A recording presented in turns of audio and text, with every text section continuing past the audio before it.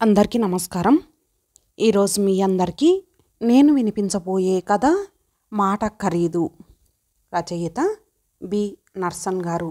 ఇక కథలోకి వెళితే, అమ్మాయికి ఫోన్ చేశారా అంది ప్రమీల వంటగదిలోంచి. టిఫిన్లు కాగానే ఆమెకు రోజు గుర్తొచ్చే పని ఇదొకటి.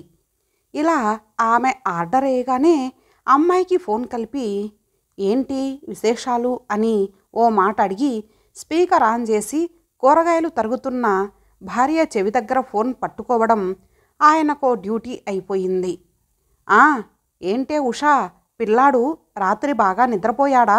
మొన్నటిలాగే నడిరాత్రి లేచి ట్యాబ్ కావాలని ఏడ్చాడా? ఇడ్లీలు మెత్తగా వచ్చాయా?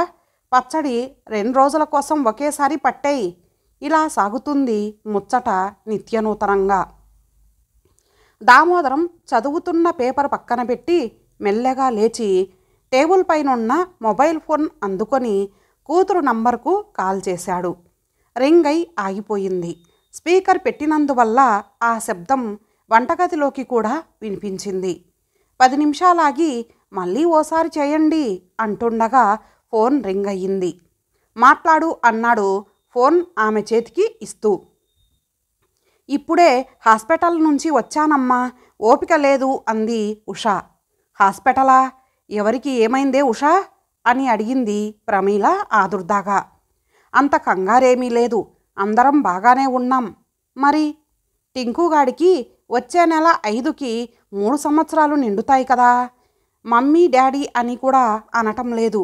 ABCD 1 2 3 అంటాడు కానీ మరో మాట అనడు.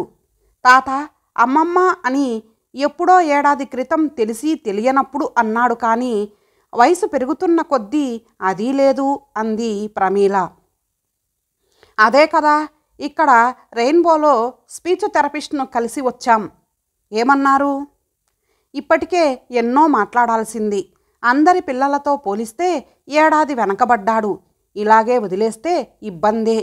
ఎక్కువసేపు స్క్రీన్స్ అంటే టీవీ, మొబైల్, ట్యాబ్ వంటివి చూస్తే నార్మల్ వర్డ్స్ రావు. పక్కన కూర్చొని ప్రాక్టీస్ చేయించాలి, నలుగురిలో తిప్పాలి అన్నారు. సరే, మేం వాడి బర్త్డేకి వస్తాం కదా, అప్పుడు 4 రోజులు ఎక్కువ ఉండి అన్నీ వాడితో పలికిస్తాం అని తన ధోరణిలో చెప్పింది ప్రమీల. వీళ్ళిద్దరూ వరంగల్లో ఉంటారు. కూతురు వాళ్ళు ఉండేది హైదరాబాదులో. అల్లుడు భరత్ కొత్త కంపెనీలో చేరడంతో బెంగళూరు నుంచి ఇక్కడికి వచ్చి 3 నెలలైంది. వాళ్ళు ఊరు మారాక చూడ్డానికి ఓసారి వెళ్ళొచ్చారు. అప్పుడే మేము హైదరాబాదు వచ్చిన సంగతి మన వాళ్ళెవరికీ చెప్పకండి అని మాట తీసుకుంది కూతురు. అల్లుడు సాఫ్ట్వేర్ ఇంజనీరు, కానీ హోదా పెద్దదట, భారీ జీతమట. ఎప్పుడూ కంప్యూటర్ మెడలో వేసుకున్నట్లే ఉంటాడు. మనిషి ఇంట్లో ఉన్నా మనసు అమెరికాలో ఉంటుంది. అత్తమామలు వచ్చినప్పుడు బాగున్నారా అని, వెళ్ళేటప్పుడు జాగ్రత్త అని తప్ప మరో మాటకు అతనికి వీలు చిక్కదు.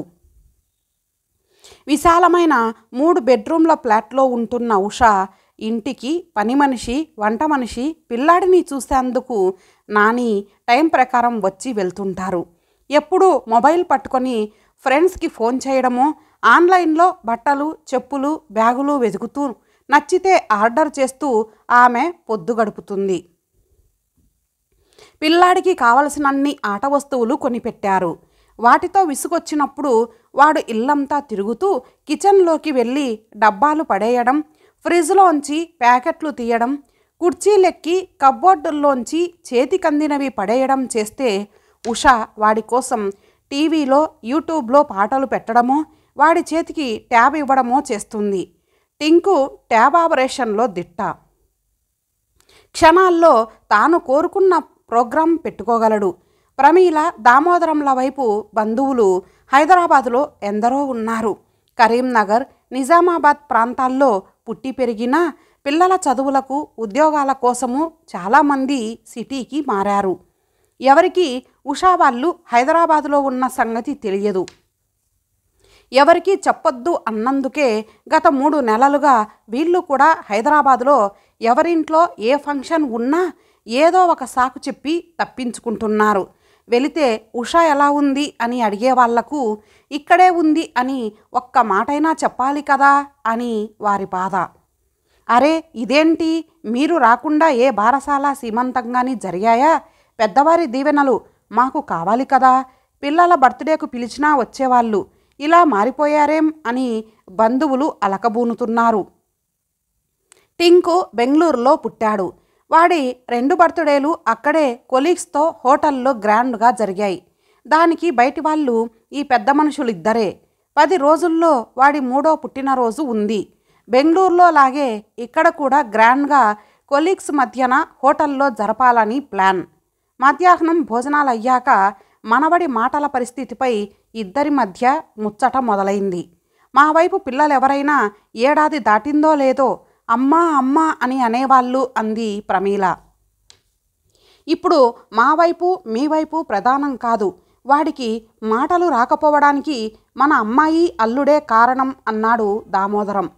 భలేవారు, వాళ్ళ ముందు అనేరు, మళ్ళీ ముఖం చూడరు. అందరి ముందు అంటాను, మనుషుల మధ్య ఉంటేనే పిల్లలకు మాటలు తొందరగా వస్తాయి. ఇంటికెవరూ రాకూడదంటారు. బంధువులని పలకరిస్తే బాధలే చెప్పుకుంటారో డబ్బులే అడుగుతారో అనే భయం.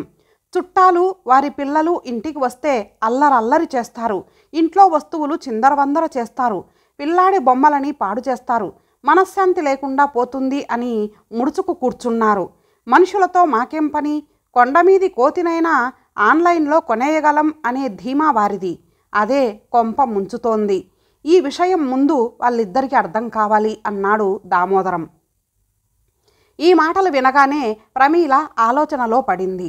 భర్త చదువుకున్నవాడు, ఎందరికో విద్యాబుద్ధులు నేర్పిన ఉపాధ్యాయుడిగా పేరు గౌరవం పొందిన మనిషి. అవసరమైతే తప్ప కుటుంబ వ్యవహారాల్లో తలదూర్చడు. ఈయన ఇంత గట్టిగా చెబుతున్నాడంటే అందులో నిజం లేకపోలేదు అనిపించింది ఆమెకు. మరెలా అన్నట్లు భర్త ముఖం చూసింది. ఏదో ఆలోచిస్తాలే అన్నట్లు ఆయన తల ఆడించాడు.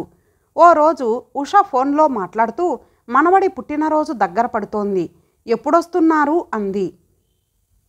ప్రమీల చేతిలో నుంచి ఫోన్ తీసుకున్న దామోదరం, ఉష, మన వాళ్ళు ఎవరు ఫోన్ చేసినా మనవడికి 3 ఏళ్ళు నిండుతాయేమో, ఎప్పుడూ బర్త్డే, బెంగళూరు వెళ్తున్నారా అని అడుగుతున్నారు. ఇప్పుడు మేము బర్త్డేకి వచ్చి వాళ్లకు ఏమని చెప్పాలి? అబద్ధం మా వల్ల కాదు. ఈసారి బర్త్డే మీరే కానియండి, ఏమనుకోవద్దు అన్నాడు. వెంటనే ఉష, ఫోన్ మమ్మీకివ్వు అంది. అంతా వింటున్న ప్రమీల ఫోన్ తీసుకొని చెప్పవే అంది. ఏంటమ్మా ఇది, డాడీ ఏదేదో అంటున్నాడు, మీ కూతురు దగ్గరికి మీరు వస్తున్నారు, మధ్య వాళ్ళకేంటి బాధ అంది విసురుగా. మా పరిస్థితి చెప్పాడాయన అంది ప్రమీల భర్త పక్షం వహిస్తూ. నాకు సమాధానం చెప్పమంటే మీ ఆయనకు వంత పడుతున్నావేంటి అని విసురుగా ఫోన్ పెట్టేసింది. గాబరాగా తిరిగి ప్రమీల మళ్ళీ కూతురికి ఫోన్ చేసినా ఆమె ఎత్తలేదు. భర్త వైపు చూసింది. ఏం కాదు అని ఆయన కళ్ళతో చెప్పాడు. మర్నాడు పొద్దున్నే టిఫిన్ చేస్తుండగానే ఉషా నుంచి ఫోన్ వచ్చింది. చెప్పు తల్లి, మనవడు లేచాడా అంది ప్రమీల. మీకోసం బర్త్డేకి ఒకరిద్దరిని పిలుద్దాం, మీరు మాత్రం రావాలి అంది ఉష. భర్త సరే అన్నట్టు తలూపగానే అలాగైతే సరే అంది. మధు మామయ్య వాళ్ళను, సుజాత పిన్ని వాళ్ళను పిలుద్దామా అంది. నీ ఇష్టమమ్మా, చేసేది చేసి నీ ఇష్టమంటావేంటి అంది ఉష. అయ్యో నిన్నేమన్నామే, మా ఇబ్బంది చెప్పుకున్నాం కానీ మేము పిలవమన్నామా అంది ప్రమీల. సరే సరే అని ఫోన్ పెట్టేసింది ఉష. మధ్యాహ్నం ఉష మళ్ళీ ఫోన్ చేసి ఇంకో ఇద్దరిని పిలుద్దామా అంది. నీ ఇష్టమంటే ఫోన్ పెట్టేస్తుందేమోనని బాగుంటుంది అంది ప్రమీల. ఎవరైతే బాగుంటుంది అంది ఉష తల్లిపై భారమేస్తూ. అమ్మాయి పిలుద్దామన్న ఇద్దరు తన వైపు వాళ్లే కాబట్టి భర్త తరపు వాళ్ళ పేర్లు చెప్పింది. శ్రీను బాబాయ్, సరోజ ఆంటీ వాళ్ళను పిలువు అని ఫోన్ పెట్టేసింది. మరలా కొద్దిసేపటికి కూతురు నుంచి ఫోన్ వచ్చింది. శ్రావణితో రజనీతో నేను చిన్నప్పుడు ఎంతో ఆడుకునేదాన్ని, ఇప్పుడెక్కడున్నారో? సిటీలోనే లింగంపల్లిలో ఉన్నారు, పిలిస్తే సంతోషిస్తారు అంది ప్రమీల. ఈ 6 నంబర్లైతే ఇవ్వు, నేను మాట్లాడతాను. సరే అని ఫోన్ దామోదరానికి ఇస్తే నంబర్లు మెసేజ్ చేశాడు. మనవడి బర్త్డేకు 3 రోజుల ముందు వెళ్ళారిద్దరు. వీళ్ళు వచ్చింది తెలిసి మర్నాడే 6 కుటుంబాల వాళ్ళు దిగారు. ఇల్లంతా ఊహించని సందడి. ఉష వారికి ఓ బెడ్రూమ్ చూపిస్తే లగేజ్ పెట్టుకున్నారు. మీ పని మనుషులకు ఈ 2 రోజులు సెలవు ఇవ్వవే ఉషా, ఫంక్షన్ టైంకి రమ్మని చెప్పు, అంతా మేం చూసుకుంటాం అంది సరోజ ఆంటీ. అందరూ ఆమెకు వంత పాడారు. సుజాత పిన్ని ఈలోగా టీ పెట్టి అందరికీ ఇచ్చింది.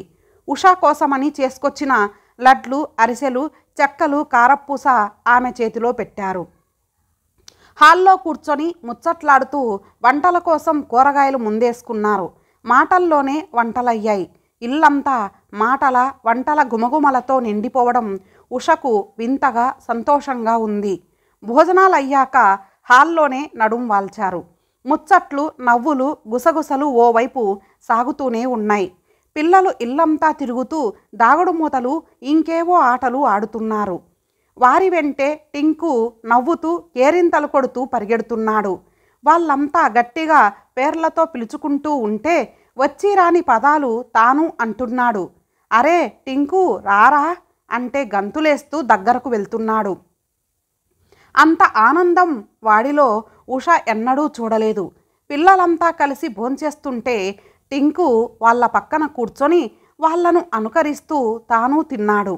రాత్రి డ్యూటీ నుంచి వచ్చిన భరత్ వీళ్ళందరినీ చూసి ముందు కొంత తత్తరపడి అందరినీ పలకరించి బెడ్రూంలోకి వెళ్ళాడు. కొద్దిసేపు అయ్యాక భరతత్తమ్మ ఉషను పిలిచి మీ ఆయన్ని ఓసారి ఇలా రమ్మనవే అంది. ఆ మాట విన్న భరత్ బయటికొచ్చాడు. బాబు, బర్త్డే వంటలకు బయట ఆర్డర్ చేయకు. ఏమేమి ఐటమ్స్ కావాలో, ఎంతమందికి కావాలో చెప్పండి, అన్నీ రెడీ అవుతాయి సరేనా అందామే. అతనేదో సర్ది చెప్పబోగా అందరూ ఒక్కసారిగా నో నో అంటూ అతన్ని మాట్లాడనీయలేదు. పెద్దలంతా కలిసి వంటల ఏర్పాట్లు చూసుకున్నట్లే పిల్లలంతా కలిసి చక్కగా డెకరేషన్ చేశారు. ఎంతో సంబరంగా బర్త్డే జరిగింది. ఎలా వచ్చారో అలానే వెళ్ళిపోయారందరూ. ఇల్లంతా బోసిపోయినట్లయింది. ఇంట్లో 2 రోజులు వారి ముచ్చట్లే.